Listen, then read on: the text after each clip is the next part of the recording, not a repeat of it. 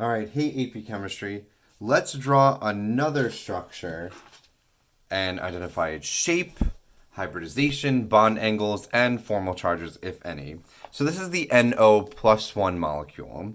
So I like to start off by counting, and you should, by counting all of the valence electrons. So N has 5 valence electrons, O has 6, and then plus 1, sorry, this is getting out of focus.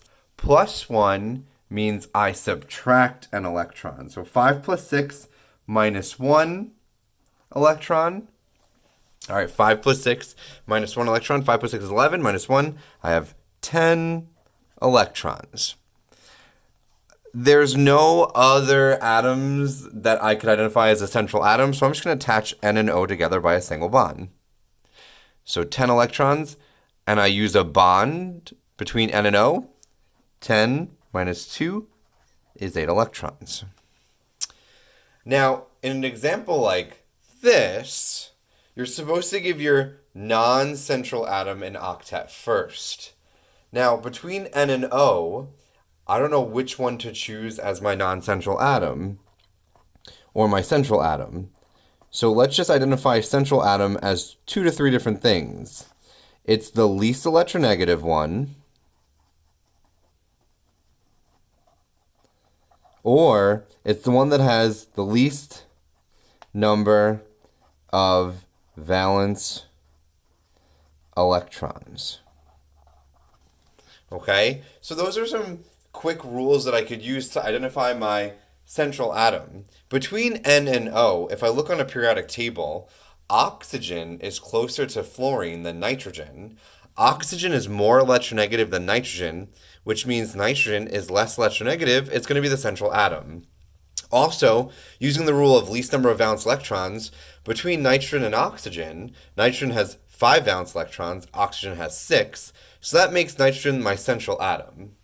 All right, so now what I have to do is I want to give these 8 electrons, I have to start by taking them and giving my non-central atom an octet. So let me put them around oxygen, 1, 2, 3, 4, 5, 6, because I've identified oxygen as my non-central atom. My central atom is the one that's the least electronegative, or it has the least number of valence electrons, 5 versus 6. And so oxygen's my non-central atom. I use those 6. I have 2 left over.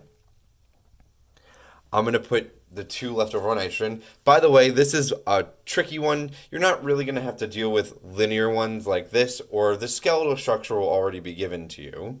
All right, and so now I use those 2, and I have 0 left over. I have to make sure all of my atoms have an octet. Right now, my oxygen has an octet, but my nitrogen does not. My nitrogen has 1, 2, 3, 4. It needs 4 more. So I'm going to bring over a pair of these electrons and put them here. Let's see if that helps nitrogen get closer to an octet. Right now it's got 2, 4, 6. It needs another pair of electrons. So I'll take these, put them here. And now nitrogen's going to have an octet. And I got this weird molecule NO with a triple bond. Okay? Now, as far as its shape, it doesn't matter which way I'm looking with respect to N or O. This shape is going to be linear. It's a line. It looks like this. It looks like 2 atoms next to each other. It's a line. So linear, there's only 2 things around either atom. Nitrogen has a lone pair and a triple bond. This is 2 things technically. 2 things. So it's linear and sp with 2 things. With a bond angle of linear and sp, it's like a line, so it's 180 degrees. Right? A line is 180 degrees.